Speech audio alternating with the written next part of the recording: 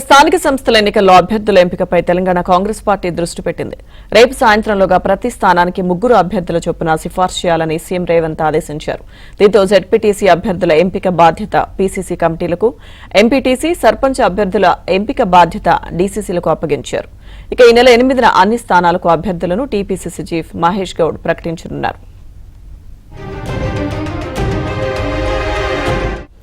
పూర్తి సమాచారం మా ప్రతినిధి నరేష్ నుండి తెలుసుకుందాం. నరేష్, స్థానిక సంస్థల ఎన్నికల పైన అధికార కాంగ్రెస్ పార్టీ ఫోకస్ పెంచింది.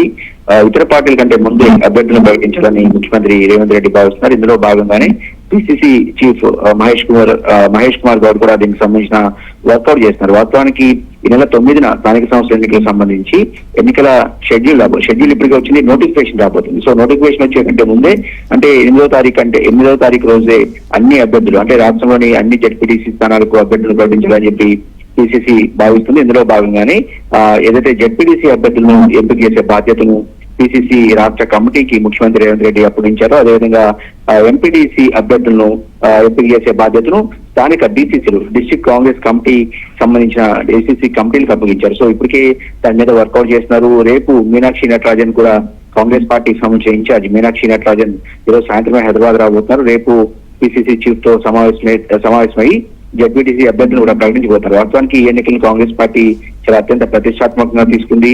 ఎట్టి పరిస్థితుల్లోనూ అంటే ఇప్పటికే 42% బీసీలకు రిజర్వేషన్లు కోసం ఒక జీవోను జారీ చేయడం, ఆ జీవోకు సంబంధించి కోర్టులో కూడా కేసు వేసిన నేపథ్యంలో 8వ తారీఖు నాడు హైకోర్టు కూడా తీర్పు అంటే ఆ రోజు ఏం చెప్పబోతుందనేది కూడా కాస్త ఉత్కంఠ నెలకొంది. ఎందుకంటే 9వ తారీఖు నాడు ఎన్నికల నోటిఫికేషన్ రాబోతుందంటే ఒక రోజు ముందు హైకోర్టు ఏం చెప్పబోతుందన్న ఆసక్తి కూడా రాజకీయ వర్గాల్లో వ్యక్తమవుతుంది. ఇంకొక వైపు అటు ప్రధాన ప్రతిపక్షం బీఆర్ఎస్ కావచ్చు, బీజేపీ అభ్యర్థుల కంటే ముందే అభ్యర్థులు ప్రకటించడం ద్వారా కాంగ్రెస్ పార్టీ స్థానిక సంస్థలో దూకుడుగా ఉందన్న సందేశాన్ని ప్రజలకు పంపించాలనేది ముఖ్యమంత్రి రేవంత్ రెడ్డి ఆలోచనగా ఉంది. ఇప్పటికే రాష్ట్రంలో అమలవుతున్న సంక్షేమ పథకాలు ఈ ఎన్నికల్లో తమకు ఖచ్చితంగా ఏదైతే కలిసి వస్తాయని చెప్పి కాంగ్రెస్ పార్టీ భావిస్తుంది. ఇంకొక వైపు అభ్యర్థుల ఎంపిక కూడా అత్యంత ప్రతిష్టాత్మకంగా అందిస్తున్నారు. ఎందుకంటే చాలా మంది అంటే ప్రతి జెడ్పీటీసీ కి సంబంధించి కనీసం 3 అభ్యర్థులను మొదట ఎంపిక చేయడం ద్వారా వాళ్ళలో ది బెస్ట్ ఎవరనేది కూడా ఒక సర్వే నిర్వహించి ఫైనల్ అభ్యర్థులను ప్రకటించబోతున్నారు. సో గతంలో